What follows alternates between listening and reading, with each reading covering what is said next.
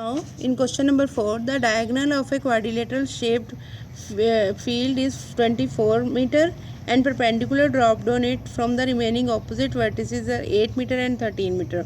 Find the area of field. This field is given. ये हमें इसका डायगनल मालूम है, तो इसका मतलब हमारे पास दो ट्रायंगल्स होगी, एक ये ट्रायंगल होगी, एक ये ट्रायंगल होगी. हम इसको 1 and 2 दो ट्रायंगल्स कह देते हैं, 1 and 2. नाम दे देते हैं हम इनका A B C D.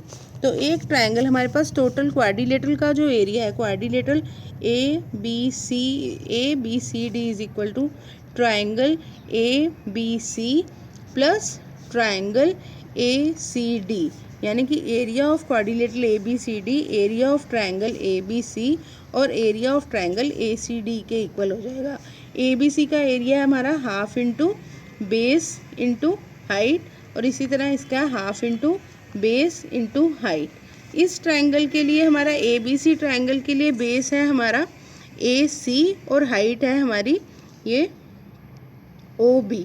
Base है हमारा ए सी और हाइट है हमारी ओ बी. और दूसरी ट्रायंगल के लिए हमारा बेस है A C, base is same, and height है हमारी डी ई हमारी हाइट है. ठीक है, तो यहाँ पे हम half into A C is 24 into O B is 13 plus half into 24 into 8. तो ये हम कैलकुलेट कर लेंगे. जब हम इसको कैलकुलेट करके पूरा फाइंड करेंगे तो ये हमारे पास आएगा 96 plus 156 is equal to 252 metre square. Question 5. The diagonal of the rhombus are 7.5 centimeter and 12 centimeter. Find its area. तो rhombus का हमें मालूम ही है, rhombus का एरिया क्या होता है, half into diagonal 1 into diagonal 2. यहाँ पे हमें डायगनल 1 दिया हुआ है 7.5 सेंटीमीटर, डायगनल 2 दिया हुआ है हमें 12 सेंटीमीटर. तो एरिया आ जाएगा हमारे पास half into 7.5 into 12. Half into 7.5 into 12 ये कैलकुलेट करके आ जाएगा 45 सेंटीमीटर हमारा area.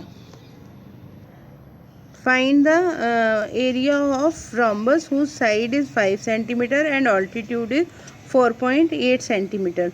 If one of its diagonal is 8 centimeter long, find the length of the other diagonal.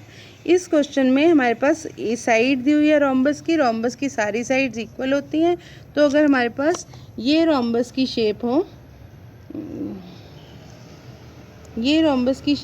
तो ये सारी साइड्स इक्वल होती हैं. और यहाँ पे इन्होंने हमें एक साइड 5 सेंटीमीटर और इसका ऑल्टीट्यूड, मतलब जो साइड्स यहाँ पे ऑल्टीट्यूड है, जो इसका यहाँ से डिस्टेंस है, हाइट है हमारी इस पर्टिकुलर, ये हाइट है. और दूसरे ये वाली ट्रायंगल में हम हाइट कैलकुलेट करें कि इन दोनों की ये हाइट है, इसी तरह ये हाइट है, ये कैलकुलेट हमारे पास आ जाएगी. दो ट्रायंगल एक ही जैसे हो जाएंगे, जिसमें एक हमारे पास दोनों ट्रायंगल एक ही जैसे हो जाएंगे, इसलिए इनका एरिया जो है 2 into half into base into height. क्योंकि दोनों ट्रायंगल एक ही जैसे हैं, 2 इंटू हाफ इंटू बेस क्या है, जो इसकी साइड बनेगी दैट इज़ बेस इज 5 और हाइट है हमारी, यहाँ पे हमें हाइट दी हुई है 4.8. तो इससे हमारे पास एरिया निकल जाएगा रोम्बस का. इस तरह हम कैलकुलेट करेंगे तो हमारे पास 5 इंटू 4.8 यानी कि 24 सेंटीमीटर हमारा रोम्बस का एरिया आ गया. अब इसने कहा है कि यहाँ पे हमें दूसरा तरीके, if one diagonal is 8 centimetre. अब हमें ये एरिया हमने निकाल लिया इस केस में, जैसे ट्रायंगल के एरिया से. अब हमें डायगनल दिया हुआ है तो हमें मालूम है half into diagonal 1 into diagonal 2, ये हमारा एरिया ऑफ रोम्बस होता है, जो हमें कि 24 सेंटीमीटर हमने कैलकुलेट कर लिया है. अब हमें यहाँ पे डायगनल 1 गिवन है 8, डायगनल 2 हमने फाइंड करना है. डायगनल 2 फाइंड करने के लिए यहाँ पे हमारे पास देखो, इस पूरी इक्वेशन में सिर्फ एक चीज़ अननोन है, तो हम कैलकुलेट करके यहाँ पे डायगनल 2 की वैल्यू निकाल देंगे, जो हमारी कि 6 सेंटीमीटर आएगी.